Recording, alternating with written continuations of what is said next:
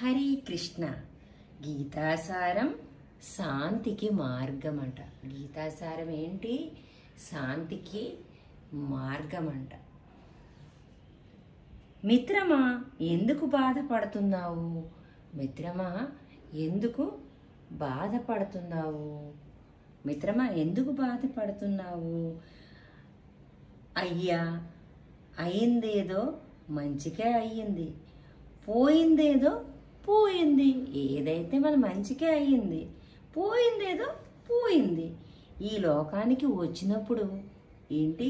ఈ లోకానికి వచ్చినప్పుడు ఒట్టి చేతులతో వచ్చావు, అంతే కదా. ఏం పట్టుకొని వచ్చాం? ఒట్టి చేతులతోనే వచ్చాం.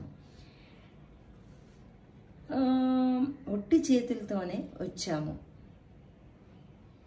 పోయేటప్పుడు అదే కృష్ణ నీ దరికి చేరినప్పుడు ఏం పట్టుకు పోవాలనుకుంటున్నావు? నీ దగ్గరికి వచ్చినప్పుడు నాకేం తీసుకెళ్తా? ఏమీ తీసుకెళ్ళం కదా. అందుకే నీకు ఈ ఆరాటం. ఎందుకు ఈ ఆరాటం? ఏంటంటే ఏదో పట్టుకొని వచ్చాం, ఏదో తీసుకొని వెళ్ళిపోతామనే ఈ ఒక్క ఆరాటం. అశాంతి నీవేమీ పోగొట్టుకున్నావని విచారిస్తున్నావు. ఎందుకు అశాంతిగా ఉంటావు? నాకు అందుకే అశాంతి నాకు వద్దు, ప్రశాంతతే కావాలి. ప్రశాంతంగా నీ దరికి తీసుకెళ్ళిపో, పర్వాలేదు, సరేనా? అందుకే నీకు ఆరాటం, అశాంతి. నీవేమి పోగొట్టుకుంటున్నావు విచారిస్తున్నావు. ఏం పోగొట్టుకున్నావని నువ్వు విచారిస్తున్నావు? ఏమీ తేలేదు కదా. నీవేమి తెచ్చావని నీవు పోగొట్టుకున్నావు. అదే మరి నువ్వేం తెచ్చావని నువ్వేటి పోగొట్టుకున్నావని విచారిస్తున్నావు. నీవేది సృష్టించావని నీకు నష్టం వచ్చింది. అదే ఏం సృష్టించాం? ఏమీ సృష్టించలేదు. నీవేదైతే ఇచ్చామో కృష్ణ అదే అనుభవిస్తున్నావు, అదే తింటున్నావు. అంతా నీ చలువే. నీవు ఏదైనా ఇచ్చావో అది ఇక్కడే ఇచ్చావు, అంతే కదా.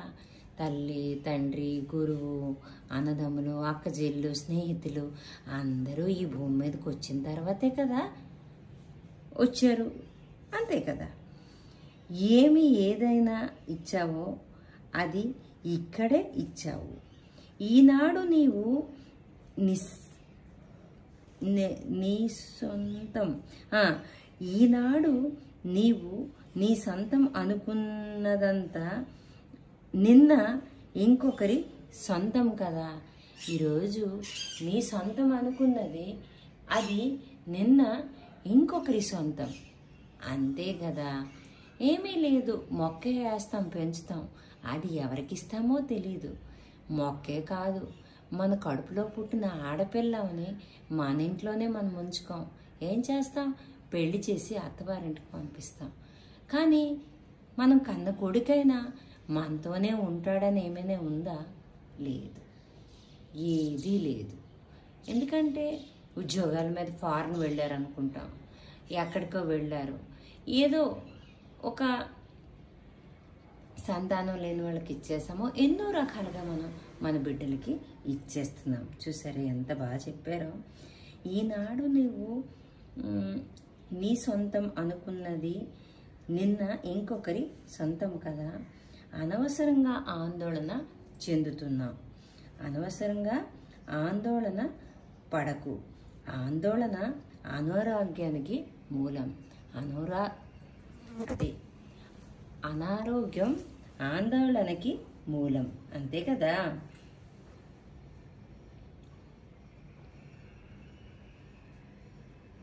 లోపం లేకుండా ప్రయత్నించు, ఫలితం ఉన్నందుకు సంతోషించు. లోపం లేనంత ప్రయత్నించు. నీ వారికి ఎంత కష్టపడతావో అంతవరకు ఒకటి ప్రయత్నించు. అవ్వకపోతే ఏది పొందేవో దాంతోనే సంతోషించు. ఈ ఒక్క మొక్క నేను వేశాను, ఒక ఇంత చిన్న పువ్వు వేశా. ఆ మేడం ఇస్తుంటే అన్నా అనమాట, ఎందుకండి అంటే, మేడం వెయ్యండి మేడం, మీరు గుర్తుపోగు అంటారు కదా, పెళ్ళిళ్ళకి వాడతారు కదా, అందుకు అని ఆ అన్నపూర్ణ మేడం చెప్పారు. Thank you madam. అది ఎంతమందికో అవకాశం అయింది. పెళ్ళికే కాకపోయినా ఇంట్లో ఆక్సిజన్ అయినా ఇస్తుంది కదా. ఏది పొందేమో దాంతోనే సంతోషిద్దాం.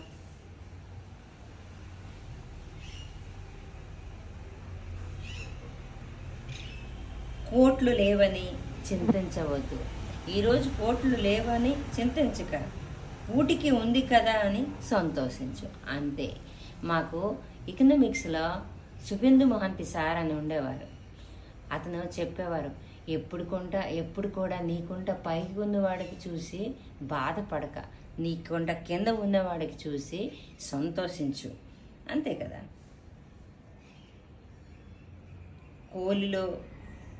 కాలిలో ముళ్ళు గుచ్చుకుందని చింతించవద్దు, కంటిలో గుచ్చుకోలేదని సంతోషించు. అదే, నా కాళ్ళకి ముళ్ళు గుచ్చుకుందని ఎప్పుడు బాధపడకూడదు.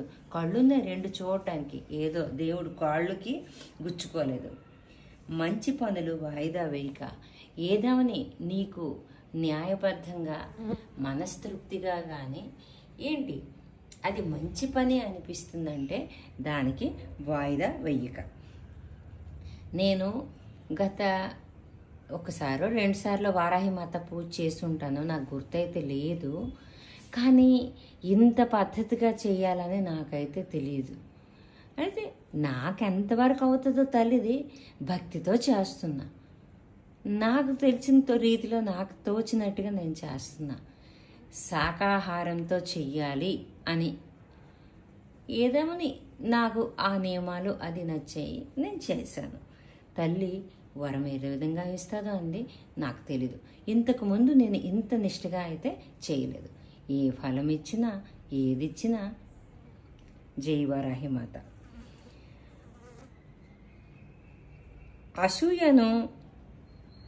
అసూయను రూపు మాపు, అహంకారాన్ని అణగదొక్కు.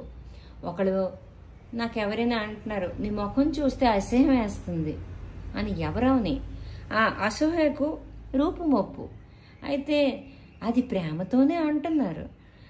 అహంకారాన్ని అణగదొక్కు అంటే వాళ్ళు మనకి చూసినప్పుడు నీకు చూస్తే అసహ్యం వేస్తుంది అని అన్నప్పుడు మనం అక్కడ అహంకారం పాడకూడదు అనేది నా ఆలోచన. సర్లే సర్దుకుపోదాం అనుకోవాలి. హరే కృష్ణ. హింసను విడనాడు, అహింసను పాటించు. నా సహశక్తుల అహింసనే పాటించడానికి ప్రయత్నిస్తున్నాను తండ్రి. ఎందుకంటే అహింసకి మించింది లేదు. Gandhi correct example.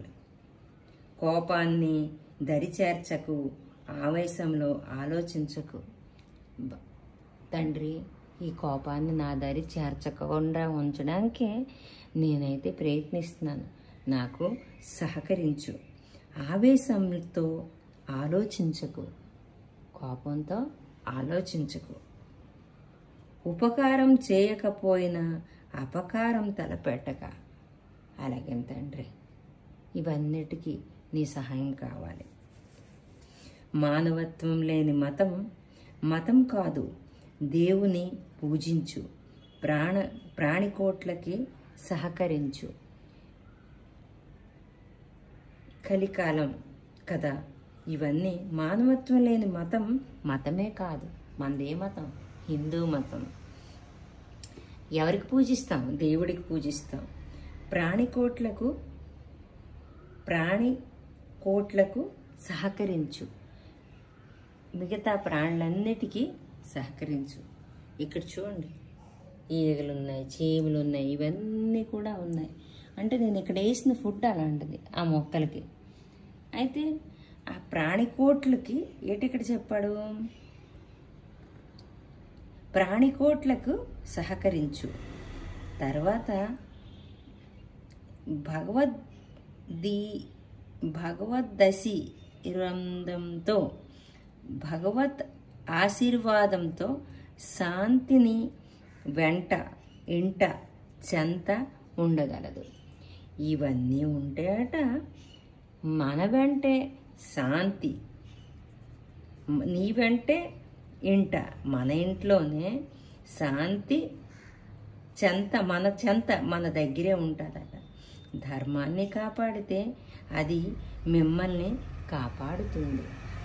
హరే కృష్ణ.